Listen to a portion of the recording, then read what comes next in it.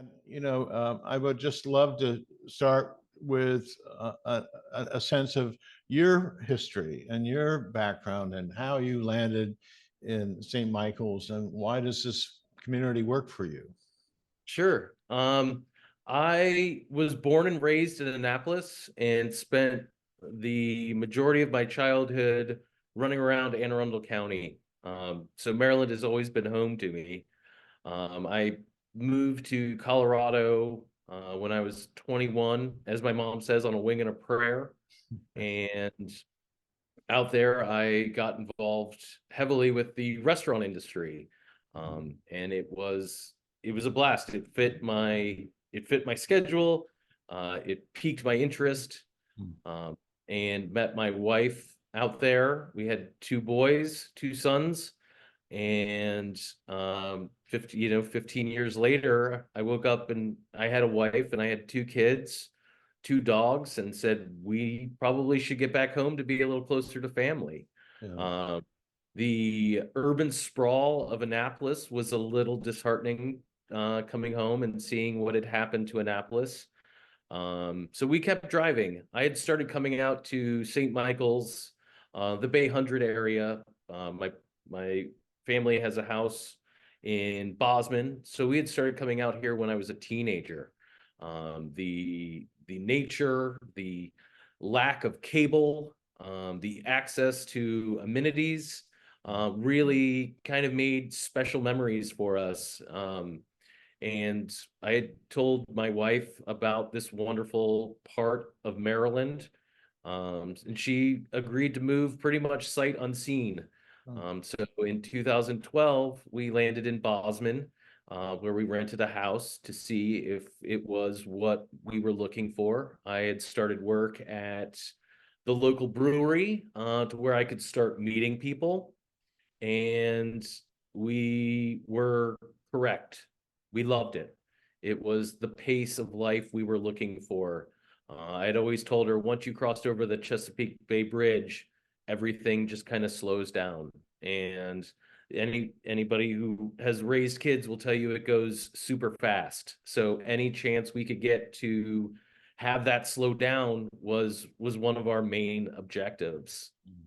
While working at the brewery, I was able to meet a lot of locals. I was able to meet a lot of tourists and share my love of this town with them, and even share theirs, as well. And it was just an all around team effort, kind of developing our love for this town. And after a year of renting, we made the decision that this is where we want to be. So we bought a house in Sherwood, and we were out there for about 8 years. I continued working at the brewery, and we continued to have success, continued to meet people, continued to create events that helped us meet more people, helped us sustain our the ability to live here. All the while, my wife was able to work from home. So why wouldn't you want to stare out your window and look at water or nature, instead of having to be in a city setting? yeah. And then we were fortunate enough to buy a business in town. We had talked with the local business owners and waited for our chance to take a hold of the American dream and start providing, industry for ourselves. So we worked very hard. We saved our pennies, and we bought a business in town. We were still living in Sherwood at the time, but after the year of work at the coffee shop, and realized that if we bought into the business community, we surely need to buy into the resident community. And so we started making plans to buy a house, and we did. And we are within a half a block. Our house is within a half a block of the coffee shop, and it worked out perfectly. And it's because we tried, we put our whole hearts into it, we bought into it fully, and we were able to make make it happen, and not just make it happen, but make it make sense and make it sustainable to where we are establishing roots for not just our family, but our family's family. It's an interesting decision to make when you decide to run for office.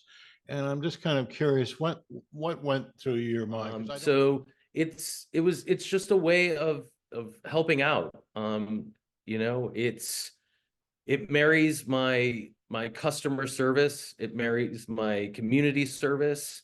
Mhm. Everything that I've ever done is, you know, service is in the name of it somehow. So this is just kind of marrying those two things, public service, Mm. people and community, all at the same time. Yeah, Um, it was, you know, when you look at the top of St. Michael's website, it says a place to live, a place to do business, and a place to visit. And my family embodies all three of those things. yeah. Uh, so I think being able to offer a truly balanced opinion or perspective, I think is necessary, where everybody knows that everybody knows that you know, we all have we all have a voice. Mm. And if I can be the one shining star that can see both sides genuinely, maybe I could be of service. Yeah. It was just wanting to help out, and you know, I saw some lopsided ideas happening in town. I see that, you know, there's nobody's talking about the kids. Nobody's talking about the youth and the community that they bring to the table. Yeah. So that was a big part of why I wanted to run, was because there were certain aspects of the community that I think were getting not left behind, but left out. Yeah. And a lot of those programs or ideas that involve the youth and community have very little impact on the budget. It's just time, and Mm. it's continually fostering this, Yeah. and those ideas can really flourish and help bring different sides of the community up and turn them into active members of the community. So it was, you know, just not seeing the whole community, you know, represented or spoken about, was one of my main objectives to run and champion. You know, as I look at the community right now, there is quite a difference of opinion about where St. Michael's future rests. And you know, there are many, or some, I should say, who believe that St. Michael's is tilted toward tourism in a negative way, that this is impacting quality of life. And then there are those who I would say were pro-business, saying that tourism is leading to our quality of life. And this is what St. Michael's does. Where are you on all that? I feel like I'm stuck right in the middle. I am pro business. I do have a business. Um, I do succeed when we are busy. So I, I think that tourism is a very big part of our economic picture. But it is sad when I have to tell my kids that maybe walking down to the fishing pier is not a good idea because it's busy. Mm. Or, you know, why don't you guys stay close to home? There's a lot of tourists in town. So I do see that, I do feel that every busy day, you know, balancing success and limitation of amenities that are, you know, that the residents kind of have to go without sometimes. But I think it's trying to start the conversation to find out what we can do to help the residents feel more comfortable with tourism. Unfortunately, tourism is not a St. Michael's business. It is a Talbot County business. So, you know, we can not advertise, we can turn our backs to tourism, but it's still coming. And that's, you know, and that's from Talbot County. So the best we can do is partner with Talbot County and partner with events that make sense for us.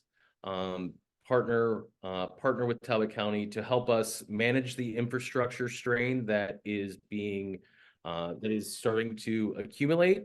But that infrastructure is also from the neighboring towns that are being built on either side of us. Yeah. So it's just really trying to partner with the county, not just the tourism board, but also the county and maybe even the state to say, hey, we have a lot of infrastructure worries and we just want to make sure that we're taken care of and that our town, St. Michael's, is being heard and being seen. And there are plans in place to help us, make sure we can still offer what Talbot County is selling, what other developers are selling. The other thing that has come up recently is, a spirited debate, I guess, between some who feel that the Chesapeake Bay Maritime Museum should be contributing more to St. Michael's in one way or another. There are advocates and supporters of the museum who feel like they're contributing well beyond what people know about. And so it's an interesting issue for a town like St. Michael's to work through. What's your take?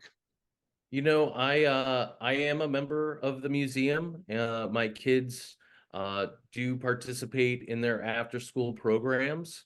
So if you're not a member or a parent or person taking advantage of these programs, you might not know that the museum is adding these programs to the community.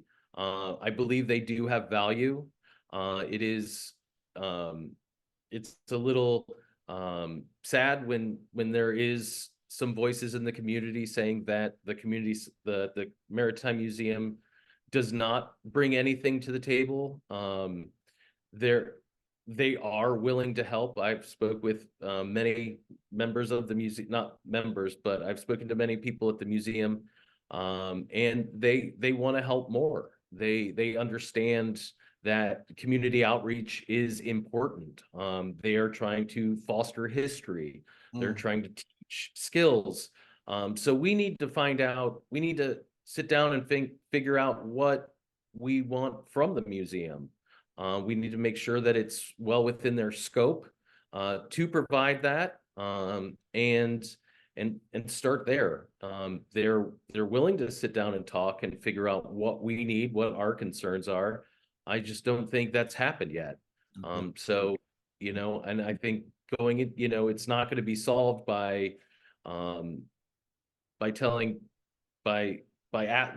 them they need to. We need to say what our concerns are, what they're capable of, and see how that shakes out. Yeah. And hopefully at the end of the day, it becomes equitable for both parties. The last thing that I'm asking candidates about is something that's emerging, not necessarily in St. Michael's, but it's an issue in Oxford, and it's turning out to be an issue in Cambridge, and that's the issue of transparency. A lot of trust that goes into local government and how institutions respond to community needs. Where do you feel? Do you feel St. Michael's is transparent? To a point. You can jump online, and you can find, pretty much, minutes of meetings and Zoom videos.